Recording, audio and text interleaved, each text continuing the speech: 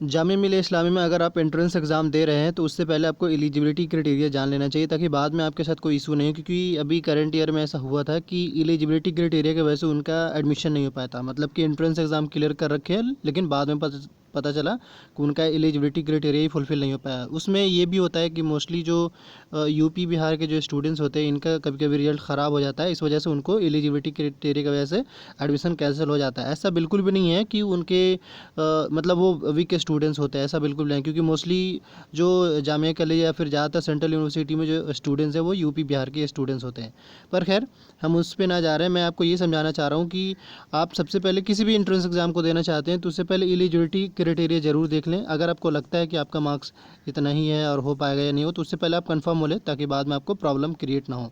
सबसे पहले अगर हम बात कर लें कुछ कोर्सेज में, जैसे कि Arabic, Islamic study, person Urdu में, तो जो एलिजिबिलिटी क्राइटेरिया है वो सीनियर सेकेंडरी होना चाहिए, साथ में अरबिक का एक पेपर होना ज़रूरी है। या फिर मदरसा बैकग्राउंड से अगर कोई स्टूडेंट्स है तो उनका भी होना, मतलब उनकी सर्टिफिकेट भी यहाँ पे एलिजिबल है। ये अरबिक के लिए हुआ। दूसरा, इस्लामिक स्टडीज़ और पर्सन उर्दू के लिए एटलीस्ट 45% या 50% मार्क्स होना चाहिए, चाहे आपने किसी भी कोर्सेस हो, किसी भी कोर्स से आपने 12th करा हो। मतलब ये कि या तो आप आर्ट्स से भी की हो तो भी चलेगा, साइंस से की हो तो भी चलेगा, यहाँ पे वैसा कोई मेंशन नहीं है स्पेसिफिक। और वही अगर इंग्लिश की बात कर ले तो इंग्लिश में भी सेम एटलीस्ट 50% होना चाहिए। यानी कि यहाँ पे भी वैसा कोई क्राइटेरिया नहीं है कि आप आर्ट्स बैकग्राउंड से हैं या फिर साइंस बैकग्राउंड से, बस आपका 12th होना चाहिए और एटलीस्ट 50% ओवरऑल मार्क्स आपके होने चाहिए, यानी कि आपका एग्रीगेट मार्क्स कह लें। और वही अगर मास मीडिया और हिस्ट्री ऑनर्स की बात कर ले तो सेम कंडीशन है, यानी इसमें कोई फ़र्क नहीं है। सिंपली अगर कोई बंदा 12th जो है वो साइंस बैकग्राउंड से किया हो तो वो भी एलिजिबल है, और अगर आर्ट्स बैकग्राउंड से भी किया हो वो भी एलिजिबल है। क्योंकि यहाँ पे वैसा कोई स्पेसिफिक मेंशन नहीं है कि हाँ आप बायो बैकग्राउंड से हो या किसी और बैकग्राउंड से, वैसा कोई मेंशन नहीं, बस एटलीस्ट आपके पास 50% का मार्क्स होना चाहिए। और वही अगर बीए इकोनॉमिक्स और बीबीए और बीकॉम्स ऑनर्स की बात कर ले तो इसमें भी थोड़ा सा इंपॉर्टेंट बात ये है कि सीनियर सेकेंडरी तो होना ही होना है ऑब्वियसली, क्योंकि आप 12th कर रखे हैं, जब जब भी आप एलिजिबल भी हो पाएंगे, लेकिन एटलीस्ट 50% होना चाहिए। लेकिन इसमें साफ मेंशन है कि आपका जो 5 बेस्ट पेपर है उसमें कम से कम 50 मार्क्स से कम नहीं होना चाहिए, ये बेहद इंपॉर्टेंट है। यानी कि अगर बाय द वे मान लीजिए कि अकाउंट्स का आपका पेपर है तो अकाउंट में एटलीस्ट 50 मार्क्स तो होना ही होना चाहिए, नहीं तो फिर मुश्किल हो सकता है at the time of admission after clearing entrance exam.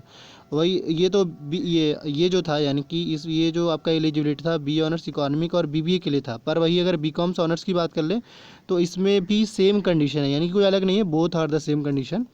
सो ये ध्यान रख ले, क्योंकि सब में थोड़ा सा ना एलिजिबिलिटी क्राइटेरिया अलग अलग है। इस वही अगर देखिए तो सोशियोलॉजी, साइकोलॉजी एंड ज्योग्राफी में देखिए तो 50% होना चाहिए in aggregate of best 5 paper. तो इसमें सिंपली एग्री मतलब कुल मिला के 50%, इसमें वैसा क्राइटेरिया नहीं है कि आपके पास हर पेपर में 50 मार्क्स होना ही चाहिए।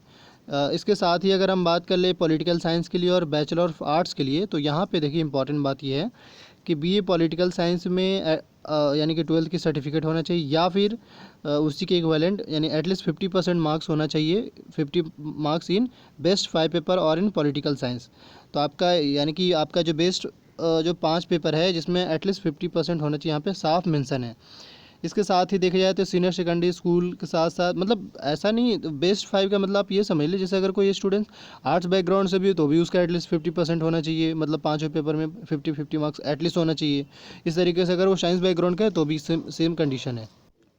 क्योंकि एलिजिबिलिटी का जानना मेरे समझ से ज़्यादा ज़रूरी है स्टूडेंट्स के लिए। वही अगर बीएससी वगैरह कोर्सेज में भी बात कर ले तो उनमें भी सेम कंडीशन है, आप देख सकते हैं। जैसे फिजिक्स, केमिस्ट्री और मैथमेटिक्स में एटलीस्ट 50% मार्क्स तो होना ही चाहिए, यानी 50 मार्क्स एटलीस्ट आना रहना चाहिए तीनों पेपर में, जैसे फिजिक्स, केमिस्ट्री, मैथ जो है। उसके बाद अगर हम बात कर ले फिजिक्स और केमिस्ट्री का तो उसमें भी सेम कंडीशन है। तो ये थोड़ा सा ध्यान देने वाली चीज़ है। बाकी ऑलमोस्ट अगर देखें तो मतलब लगभग सारे कोर्सेस में जो एलिजिबिलिटी क्राइटेरिया वो लगभग कॉमन है। आप ज़रा अगर फिर भी आप कंफर्म होना चाहिए या फिर और भी किसी और भी कोर्सेज़ का देखना चाहते हैं तो आप ये जो मैं आपको ये जो दिखा रहा हूँ यानी कि प्रोस्पेक्टस, आप इसे खुद देख कर स्टडी कर लीजिएगा। बाकी ये है कि सेपरेट वीडियो आएंगे तो आपको बता दिया जाएगा। दूसरा ये कि अगर आप किसी भी खास टॉपिक पे वीडियो चाहते हैं तो कमेंट में कमेंट कर दीजिए, आपको भी रिप्लाई भी मिलेगा और वीडियो भी आपकी बना दी जाएगी। Thank you for watching this video. Jamia Millia को लेकर अगर आप अपडेटेड होना चाहते हैं तो इस यूट्यूब चैनल को भी सब्सक्राइब कर लीजिए। दूसरा ये कि बहुत सारे स्टूडेंट्स का अभी भी कमेंट आ रहा है तो एप्लीकेशन फॉर्म को लेकर और एंट्रेंस एग्ज़ाम को लेकर। तो फाइनली फ़िलहाल यही है कि अभी आपके एप्लीकेशन फॉर्म भी नहीं आए हैं और अभी एंट्रेंस एग्ज़ाम का कोई सीन अभी क्लियर नहीं पता चल रहा है।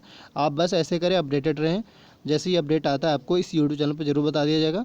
वीडियो अच्छा लगा हो तो लाइक कर लें और अगर आप अपडेटेड रहना चाहते हैं तो इस यूट्यूब चैनल को भी सब्सक्राइब कर लें।